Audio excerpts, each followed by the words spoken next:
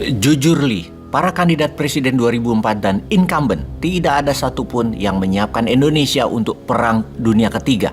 Bahkan pejabatnya mengatakan tidak akan ada perang. Padahal kita sudah memprediksi dari sejak tahun 2017 dengan perkataan sederhana.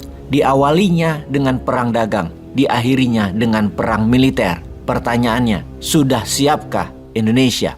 Perang akan mengakibatkan hal yang terjadi ketergantungan bagi Indonesia menjadi tidak berdaya. Indonesia saat ini sosmed saja milik asing, telekomunikasi milik asing, baik itu perangkatnya, satelitnya, penyambung kabelnya, semua asing. Di Tiongkok, mereka punya Weibo, Facebooknya Tiongkok, Renren, IG-nya Tiongkok, WeChat, WhatsApp-nya Tiongkok, Didi, Uber-nya Tiongkok, Alibaba, Amazon-nya Tiongkok. Puncaknya Tiongkok punya TikTok yang tidak ada lawannya di dunia ini. Dan banyak lagi yang tidak bergantung barat. Indonesia sangat bergantung apa-apa dari luar negeri.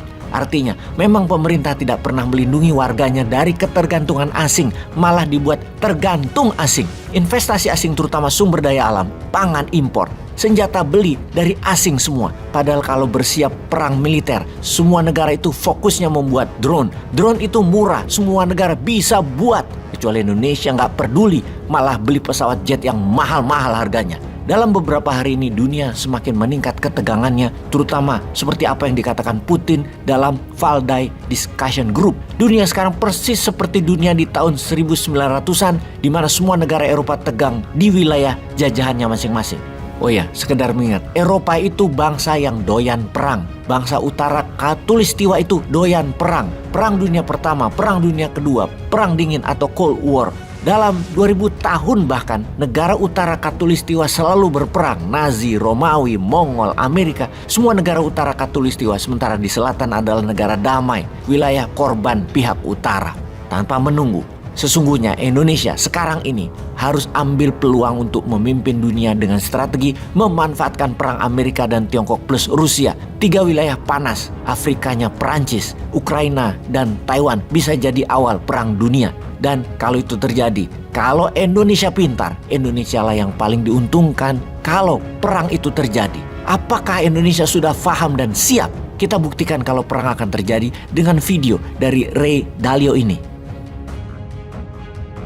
I studied the 10 most powerful empires of the last 500 years and the last 3 reserve currencies. It took me through the rise and decline of the Dutch Empire and the guilder, the British Empire and the pound, the rise and early decline in the United States Empire and the dollar, and the decline and rise of the Chinese Empire and its currencies, as well as the rise and decline of the Spanish, German, French, Indian, Japanese, Russian, and Ottoman empires, along with their significant conflicts, as measured in this chart. To understand China's patterns better, I also studied the rise and fall of Chinese dynasties and their monies back to the year 600. Because looking at all these measures at once can be confusing, I'll focus on the 4 most important ones: the Dutch, British, US, and Chinese. You'll quickly notice the pattern. Now let's simplify the form a bit.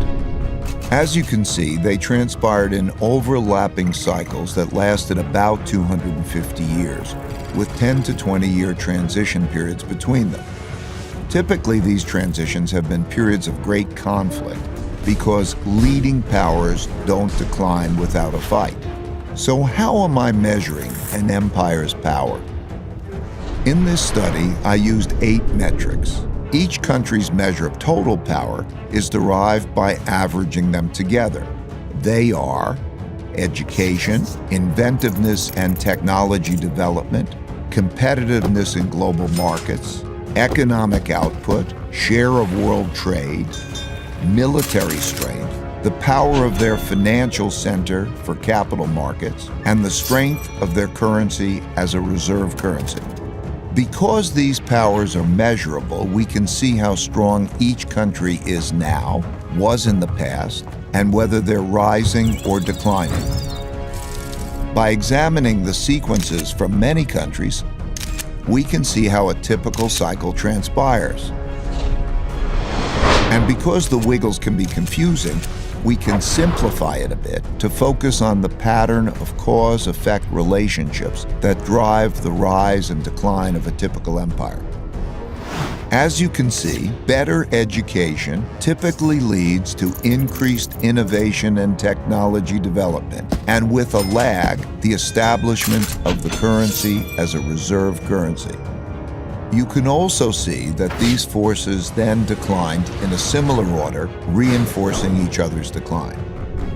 Let's now look at the typical sequence of events going on inside a country that produces these rises and declines. In a nutshell, the big cycle typically begins after a major conflict, often a war, establishes the new leading power and the new world order. Because no one wants to challenge this power, a period of peace and prosperity typically follows. As people get used to this peace and prosperity, they increasingly bet on it continuing.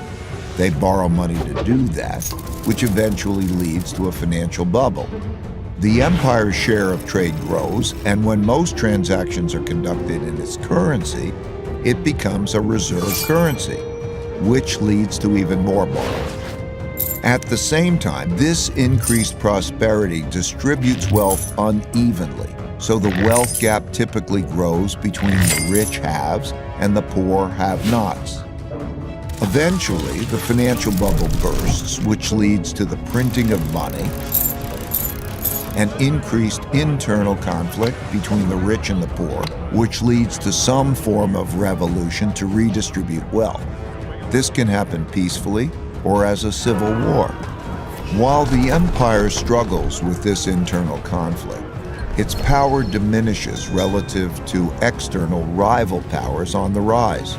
When a new rising power gets strong enough to compete with the dominant power that is having domestic breakdowns, external conflicts, most typically wars, take place.